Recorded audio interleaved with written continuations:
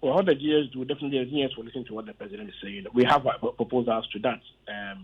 But listen, it's very important to appreciate that there is no populism about this issue. There is a seeming populist twist. People are trying hard to create the impression as if someone is against the children's right to education. That is not the case. The right to education is subject to lawful regulations, relevant lawful regulations. If a student goes, for example, if a student goes and beat up a teacher, or, and then the student is dismissed, and then you say because of the right to education, the student should be brought back, then you don't really understand how the right to education should be exercised. Or the student becomes a danger in the school environment. You understand? So we shouldn't be too emotional about this. Because someone is asking that the laid down procedures and then the rules should be applied fairly, it doesn't mean that person is against the right to education. Never, it is never so. Second is that there's nothing wrong with asking students who feel fairly treated with the processes and outcomes of the disciplinary action to appeal.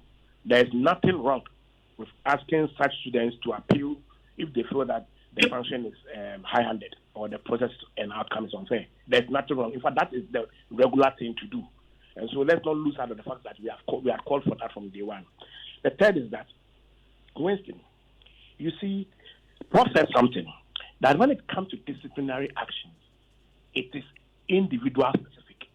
It is not a text matter where you can sit in Accra here and read a letter and insinuate the meaning of every letter, every word in the text. No.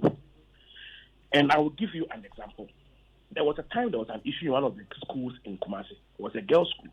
And then one of the leaders in the school, a student, was involved. And she was subordinate. So we intervened, to try and find out why she was subordinate, because she was a girls' prefect. It was quite close to examination. That's 2 years ago. And before we went there, we had concluded that the school authorities were being draconian, they were being authoritarian, and we spoke the way the public normally would speak when the disciplinary action comes out. When I went closer to the school, I realized that once, even though her offense was that she had led a demonstration of students to protest about the quality of food being served, there was a prior issue surrounding the students relating to the use of mobile phone. So apparently, that she wasn't a first or a second time offender. That is why the school went for deboardination, because they felt that having her around the school environment would be a bad influence on the others. Now listen very well. If you sat in a crowd, you would have thought that why should a school prefect leading students to protest about the quality of food amount to deboardination? Why wasn't he given internal suspension? And that's how you see it.